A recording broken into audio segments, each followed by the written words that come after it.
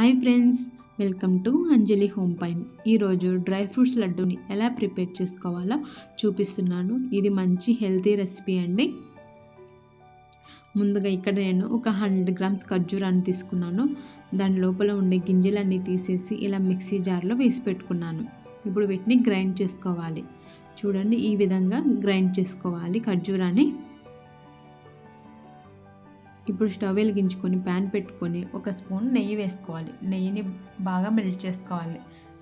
నెయ్యి మెల్ట్ అయిన తర్వాత ఒక హాఫ్ కప్పు బాదం పప్పు, ఒక హాఫ్ కప్పు పిస్తా పప్పు, ఒక హాఫ్ కప్పు జీడిపప్పును వేసుకోవాలి. మీరు కావాలంటే ఇంకా మిగిలిన డ్రై ఫ్రూట్స్ అన్నీ యాడ్ చేసుకోవచ్చు. ఇవన్నీ దోరగా మంచి కలర్ వచ్చేంత వరకు ఫ్రై చేసుకోవాలి.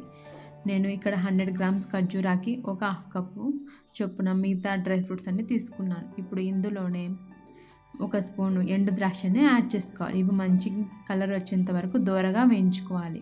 చూడండి, ఇవి బాగా కలర్ చేంజ్ అయ్యాయి కదా. ఇప్పుడు వీటిని ఒక ప్లేట్లోకి తీసుకోవాలి. ఇప్పుడు అదే ప్యాన్లో ఇంకో స్పూను నెయ్యి వేసుకోవాలి. నెయ్యి మెల్ట్ అయిన తర్వాత గ్రైండ్ చేసి పెట్టుకున్న ఖర్జూరాన్ని వేసుకోవాలి. ఈ ఖర్జూరాకి నెయ్యి బాగా పట్టేలాగా బాగా కలుపుకోవాలి. ఈ ప్రాసెస్ అంతా 5 to 10 మినిట్స్ వరకు లో ఫ్లేమ్లోనే చేసుకోవాలి. ఇప్పుడు స్టవ్ వెలిగించుకొని ఇంకో కడాయిలో ఒక స్పూను గసగసాలను వేసుకొని 2 మినిట్స్ వరకు ఫ్రై చేసుకోవాలి. గసగసాలు త్వరగా వేగుతాయి కాబట్టి 2 మినిట్స్ అయితే సరిపోతుంది. చూడండి, కలర్ చేంజ్ అయ్యాయి కదా. స్టవ్ ఆఫ్ చేసుకొని పక్కన ఉంచుకోవాలి. ఖర్జూర మంచిగా కలర్ చేంజ్ అయింది. సో ఇందులో ఇందాక ఫ్రై చేసి పెట్టుకున్న డ్రై ఫ్రూట్స్ అన్నింటినీ వేసుకోవాలి. ఈ ఖర్జూర మిక్చరు డ్రై ఫ్రూట్స్ బాగా కలిసేలాగా కలుపుకోవాలి. ఇప్పుడు ఇందులోనే గసగసాలను యాడ్ చేసుకోవాలి. ఒక స్పూను యాలకుల పొడిని యాడ్ చేసుకోవాలి. ఇప్పుడు ఈ మిక్చర్ అంతా బాగా కలిసిపోయేలాగా కలుపుకోవాలి.